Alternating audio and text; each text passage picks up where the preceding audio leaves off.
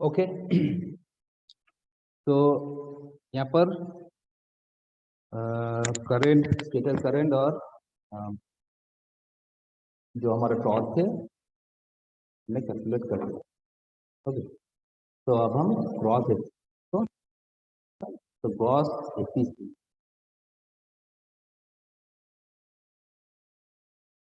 Efficiency, तो gross efficiency मतलब हमारा जो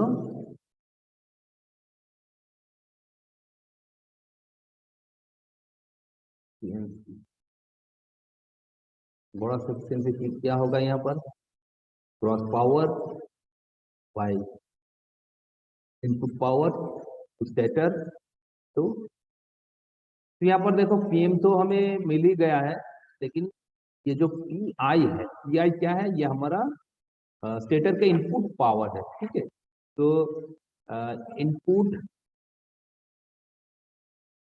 to stator, input to stator is equal to P1 P I क्या होगा बताओ, पावर का जो फॉर्मूला होता है क्या होता है?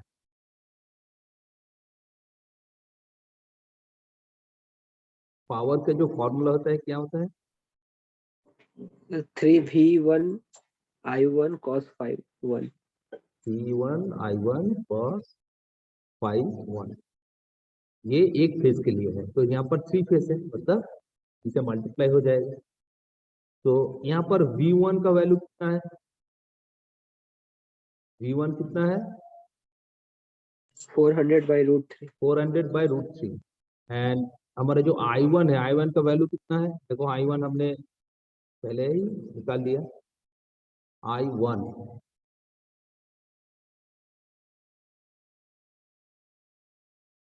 119.7। 119.7 एंड पावर फैक्टर भी हमें 0.8 कितना है? 0.8। 0.89। अब इसको कैलकुलेट करो जल्दी से। So 73,808 watt। 73,800। तो ये हो गया हमारा इनपुट टू स्टेटर। ओके, अब एफिशिएंसी क्या होगा? तो यहाँ पर इस वैल्यू को पुट करो और एफिशिएंसी को कैलकुलेट करो। तो पीएम कितना है? पीएम का वैल्यू आया है 55,946। कौन पीआई का वैल्यू कितना है? 7,000 into 100। कैलकुलेट करो।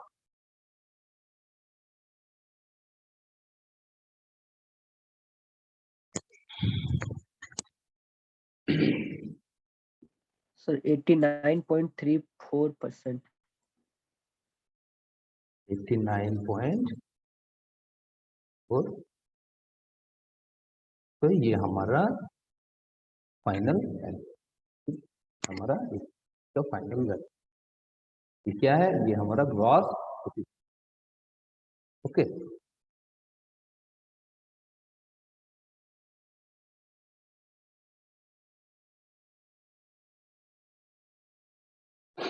ओके।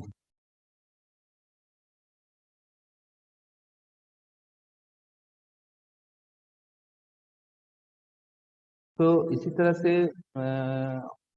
और भी बहुत सारा न्यूमेरिकल है हमारा ये इक्विवेलेंट सर्किट से, तो इतना अभी टाइम नहीं है। तो कुछ बुक से तुम लोग इसको प्रैक्टिस कर लेना। तो एक एग्जांपल दिखा दिया है, ठीक है, टाइप का ही होगा। तो ये हमारा इक्विवेलेंट सर्किट पार्ट अब खत्म होगा। अब जो नेक्स्ट हमारा जो नेक्स्ट टॉपिक है, very very important topic, okay, starting of induction motor,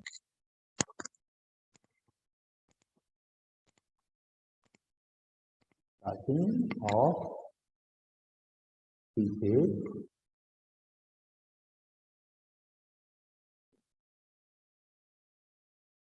motor, starting of three phase induction motor.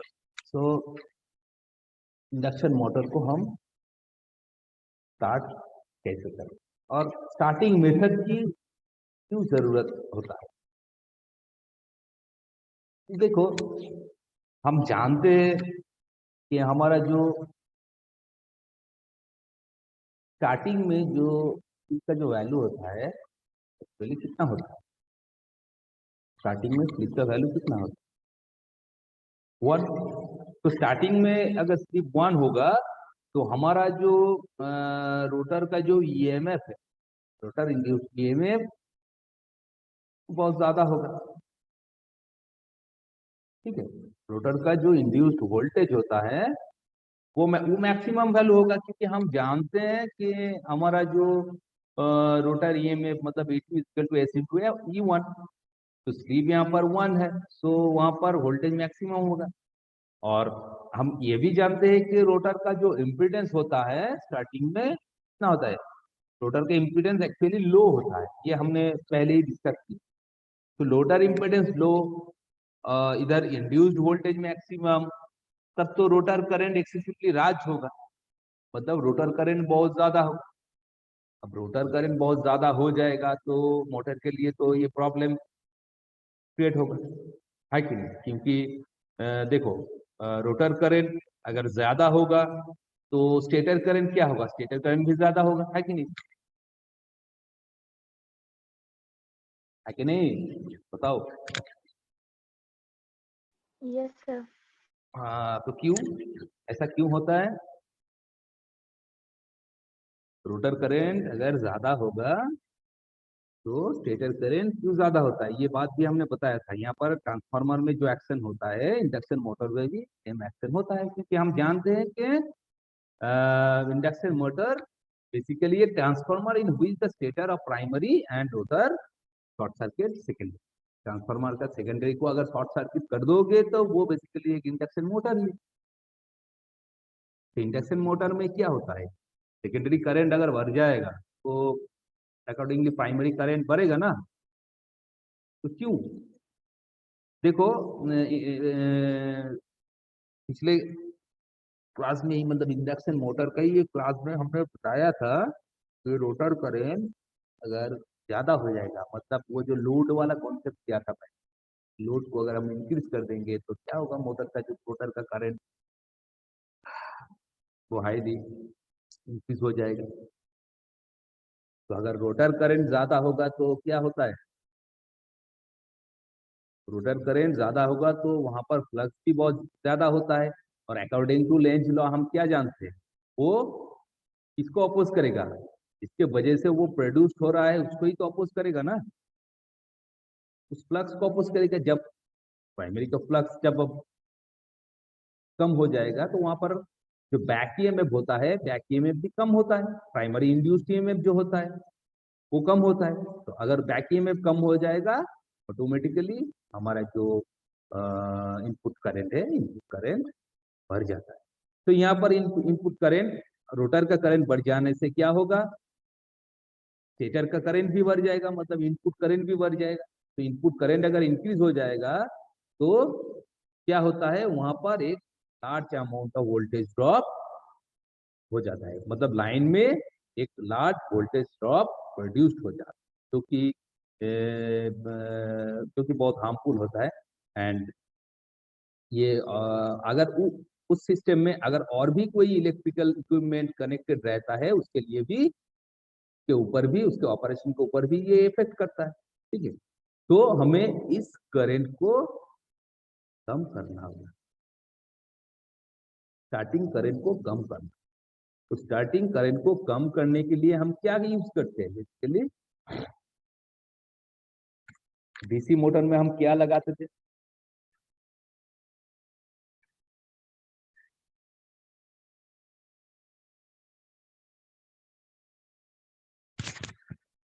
ये बात को समझ में आया? क्यों इंडक्शन मोटर का इनपुट करंट बढ़ जाता है, ये कॉन्सेप्ट क्लियर है ना?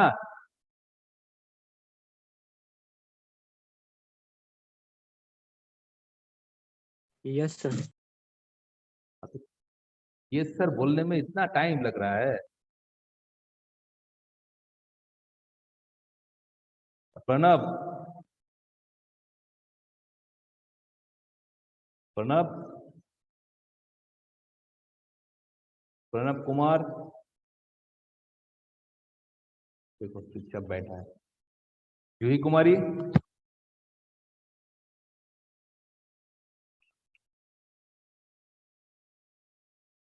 Ritika, yes sir. ये कॉन्सेप्ट क्लियर है ना? क्यों रोटर करंट इंक्रीज कर जाने से हमारा मोटर का इनपुट करंट बढ़ जाता है? Yes sir. यहाँ तक क्लियर है?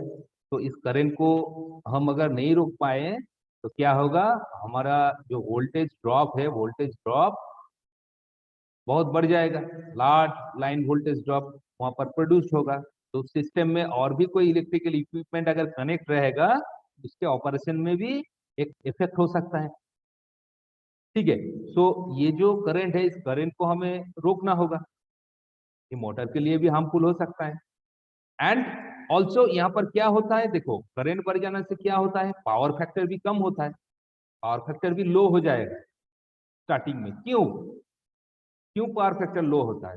क्योंकि एट द स्टार्टिंग हम जानते हैं कि रेजिस्टेंस के कंपैरिजन में रिएक्टेंस क्या होता है, ज्यादा होता है।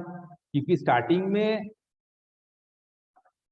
क्या होता है, रिएक्टेंस हम जानते हैं, reactance equal to S in, reactance is equal to क्या होता है, रिएक्टेंस फ्रीक्वेंसी के ऊपर डिपेंड करता है या फिर स्लिप के ऊपर डिपेंड करता है, हम तो जानते ही है। That is equal to S into X. और एक भी इक्वेशन है, जैसे कि F2 equal to S into F1। तो एट द स्टार्टिंग फ्रीक्वेंसी बहुत ज्यादा होता है, स्लिप 1 है, फ्रीक्वेंसी ज्यादा होगा तो रिएक्टेंस का वैल्यू भी ज्यादा होगा। तो रिएक्टेंस पार्ट अगर ज्यादा हो जाएगा तो पावर फैक्टर क्या होगा, ऑब्वियसली पुअर होगा। क्योंकि पावर फैक्टर तो रेजिस्टेंस के ऊपर डिपेंड करता है, रेजिस्टेंस जितना बेहतर होगा, रेजिस्टेंस का वैल्यू जितना ज्यादा होगा, जितना हाई होगा, पावर फैक्टर उतना ही इंप्रूव करेगा। तो एट द स्टार्टिंग हम जानते हैं एक ये जो पार्ट है रिएक्टेंस पार्ट बहुत ज्यादा होने से पावर फैक्टर भी लो होता है। ठीक है, तो अब इस प्रॉब्लम को ओवरकम करने के लिए, स्टार्टिंग करंट को रोकने के लिए हम क्या लगाएंगे? डीसी मोटर में हम क्या लगा सकते? डीसी मोटर में जैसे कि सुना है ना, 3 पॉइंट स्टार्टर, 4 पॉइंट स्टार्टर, सुना है, तुम लोग पढ़ भी चुके हो। तो 3 point starter and 4 point starter ये डीसी मोटर के लिए यूज होता है। ट्रांस मोटर हो या सीरीज मोटर हो या कंपाउंड मोटर हो, उसके लिए यूज होता है। वैसे ही इस करंट को रोकने के लिए हमें स्टार्टर यूज करना होगा। तो यहाँ पर कौन सा स्टार्टर यूज होगा? यहाँ पर एसी जो स्टार्टर होता है वो स्टार्टर यूज होगा। ठीक है, तो एक्चुअली यहाँ पर जो जितना सारा मेथड यूज होता है, ठीक है, वो सारे के सारे क्या है, जैसे कि फर्स्ट हमारा direct online starter, direct online starter को यूज करके हम डायरेक्ट ऑनलाइन स्टार्टिंग, ठीक है, ये सारे के सारे स्टार्टिंग में method of starting of 3 phase induction motor. ठीक है, तो यहाँ पर ये भी लिख सकते हैं, method of starting of 3 phase induction. तो पहला क्या है, पहला फर्स्ट चीज हमने बताया कि स्टार्टर हम क्यों यूज करते हैं, स्टार्टिंग करंट को लिमिट करने के लिए। ओके, स्टार्टिंग करंट को क्यों लिमिट करने की जरूरत पड़ता है ये भी हमने बता दिया, तो क्या इफेक्ट होता है, तो उसको लिमिट करने के लिए स्टार्टर यूज करते हैं। तो स्टार्टर जिस जिस स्टार्टर को यूज करते हैं उस मेथड को हम उस स्टार्टर के नाम से ही बोलते हैं। जैसे कि डायरेक्ट ऑनलाइन जो स्टार्टर हमने सुना है, हमने पढ़ा भी है, तो डायरेक्ट ऑनलाइन स्टार्टर जब यूज करेंगे तो वो मेथड क्या हो जाएगा, डायरेक्ट ऑनलाइन स्टार्ट। तो दूसरा क्या है, दूसरा है हमारा स्टेटर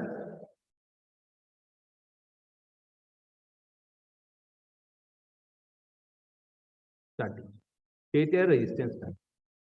नंबर थर्ड क्या है? Start delta starting. Number fourth क्या है? Auto transformer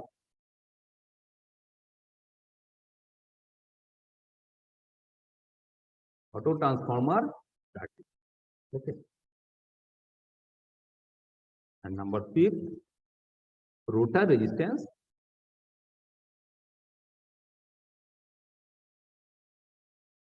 starting, rotor resistance starting. तो यहाँ पर बेसिकली ये जो डायरेक्ट ऑनलाइन स्टार्टर है, ये हमारा स्टार्ट डेल्टा स्टार्टर है, ऑटो ट्रांसफार्मर स्टार्टर है और स्टेटर रेजिस्टेंस, ये सारे के सारे ये जो चारों स्टार्टर है ये स्क्विरल के स्लिप रिंग दोनों मोटर के लिए भी हम यूज करते हैं। और ये जो हमारा रोटर रेजिस्टेंस जो स्टार्टिंग है, ये फोर्थ वाला जो फिफ्थ वाला जो स्टार्टिंग है रोटर रेजिस्टेंस स्टार्टिंग, तो ये रोटर रेजिस्टेंस जो स्टार्टिंग है ये only applicable for slip ring induction motor, ये सिर्फ स्लिप रिंग के लिए यूज होता है। ठीक है, स्लिप रिंग के लिए ये मोटर, स्लिप रिंग मोटर के लिए ये यूज, ये हम स्क्विरल केज के लिए ये हम यूज नहीं करते। ठीक है, बाकी जो मेथड 1 to 4 जो है ये हम both squirrel cage and slip ring के लिए ये चारों both both squirrel cage and दोनों के लिए ही हम यूज कर सकते हैं। ठीक है, तो बेसिकली स्क्विरल केज मोटर के लिए हम direct online starter, start delta starter and auto transformer, ठीक है, ये तीनों को हम बेसिकली करते हैं इन तीनों को। तो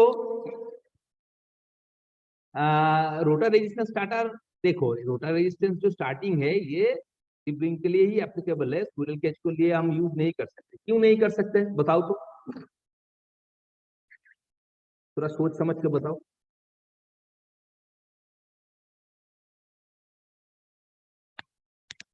कोई बता सकता है?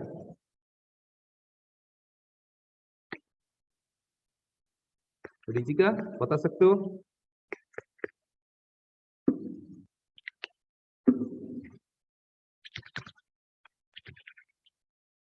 रिचिका,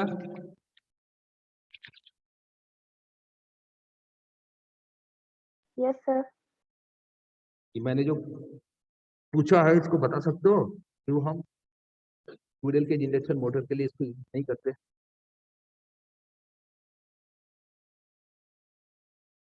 अच्छा बताओ, तो स्क्विरल केज का जो रोटर होता है किस टाइप का होता है?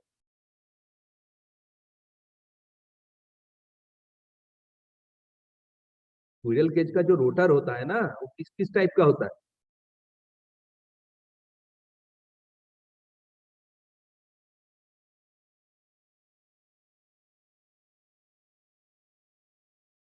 Saurabh, yes sir. Squirrel cage का जो रोटर होता है किस टाइप का होता है? सर डेल्टा भी होता है वो, स्टार और डेल्टा रोटर, दोनों। Rotor.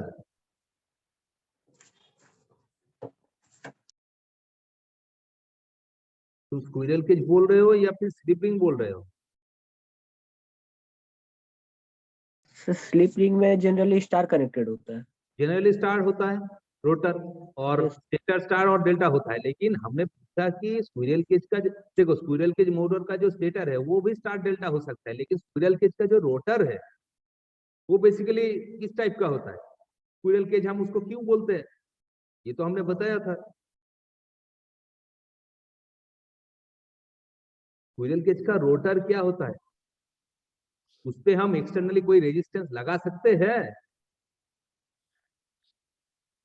No sir. No sir, लगा पाएंगे? नहीं पाएंगे, क्यों?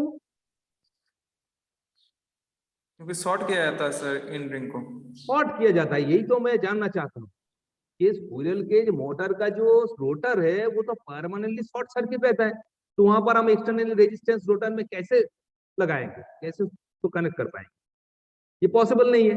इसलिए ये जो फिफ्थ वाला जो मेथड है, ये मेथड ओनली स्लीपिंग मोटर के लिए ही यूज किया जाता है, क्योंकि हम जानते हैं स्लीपिंग मोटर में स्टार्टिंग में हम तो रेजिस्टेंस ऐसे ही कनेक्ट करते हैं।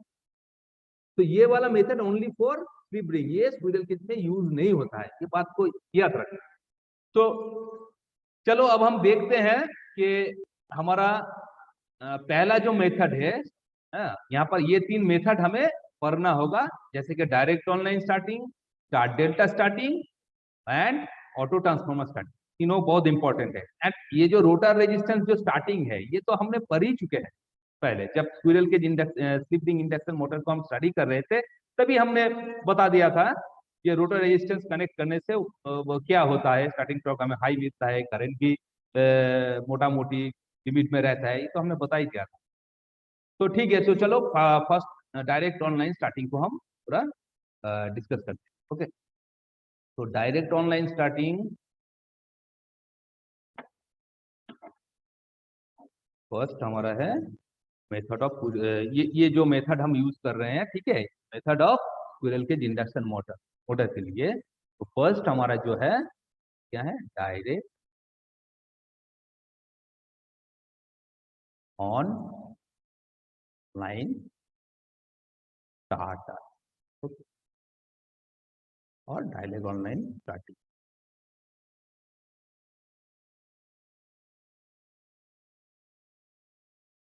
Direct online starting. तो पहले देखो, डायरेक्ट ऑनलाइन स्टार्टिंग मतलब नाम सुन के ही तुमको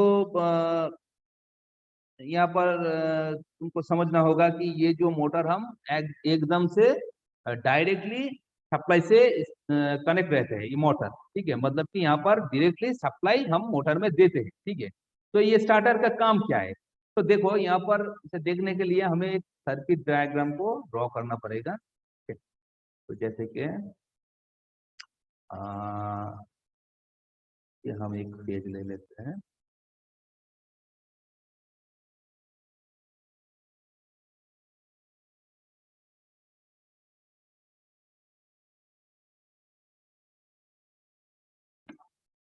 फेज मोटर है हमारा, तो तीनों फेज हमें लेना होगा।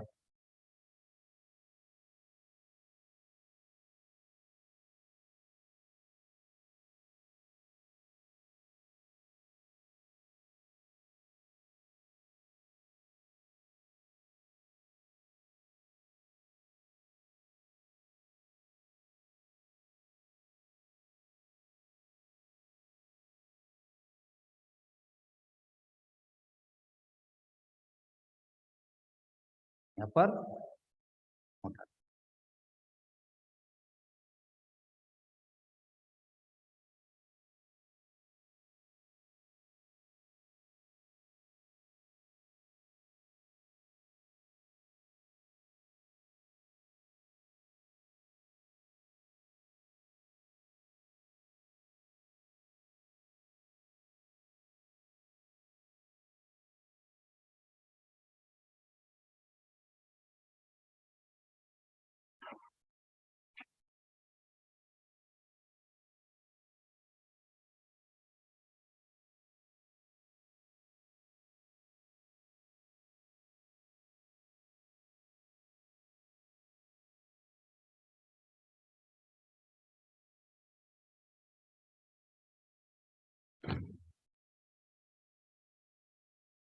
तो ये हमारा मोटर है, ठीक है। यहाँ पर हम 3 फेज सप्लाई दे रहे हैं। अब यहाँ पर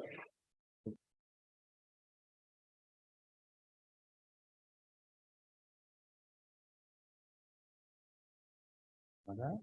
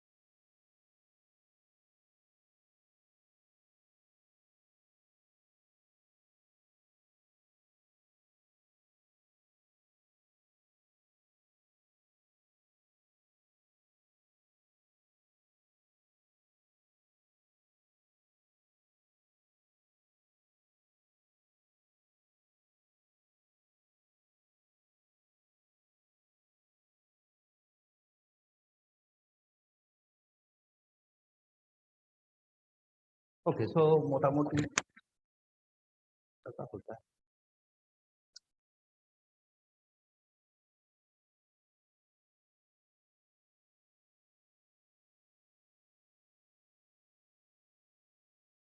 तो ये क्या है, ये हमारा तीनों फेज है, जैसे कि L1, L2, L3, ये हमारा 3 फेज सप्लाई है, ठीक है। अच्छा, यहाँ पर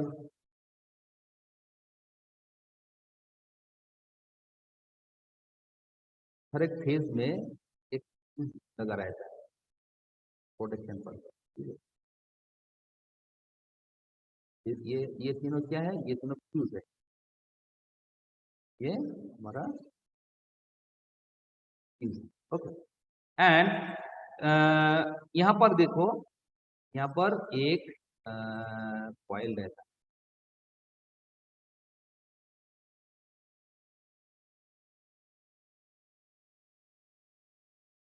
और ये गन, एंड यहाँ पर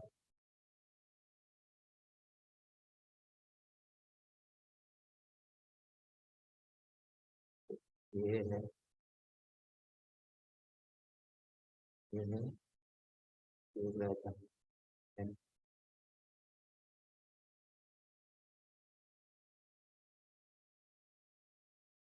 ठीक है, एम एम एम। तो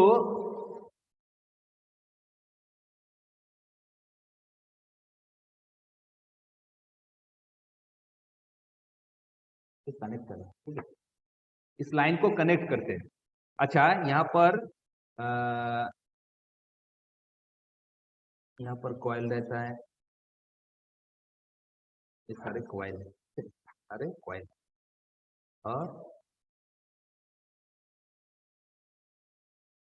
इस साथ यहाँ पर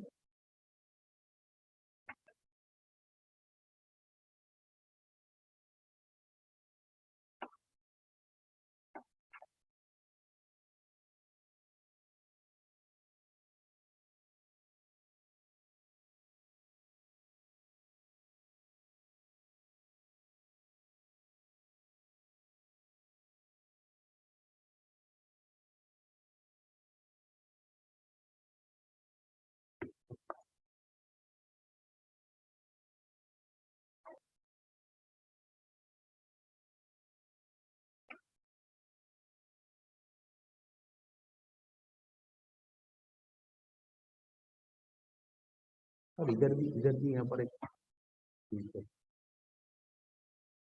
जिसको हम टॉप स्विच कहते हैं, तो हम क्या कहते हैं, टॉप,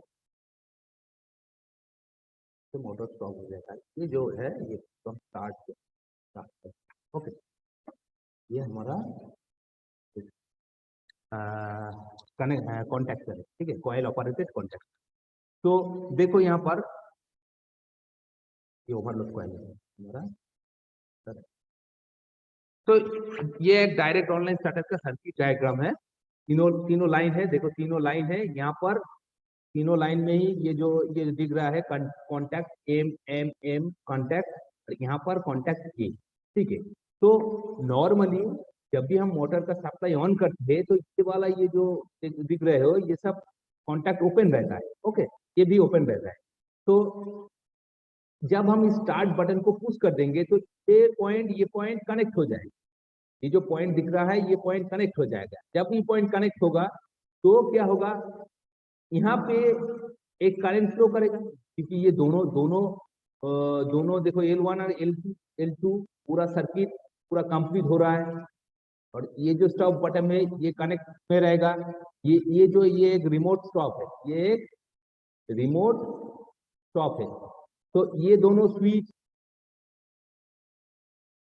एक्चुअली ये है हमारा S2, ये S1 एंड ये S, ये सारे स्विच कनेक्ट रहेगा। ठीक है, जब हम स्टार्ट करेंगे मतलब इसको जब पुश करेंगे तो ये जो ओपन कॉन्टैक्ट है ये क्लोज हो जाएगा। जब ये क्लोज हो जाएगा देखो ये पूरा सर्किट जो है, ये पूरा सर्किट यहाँ से कंप्लीट हो जाएगा।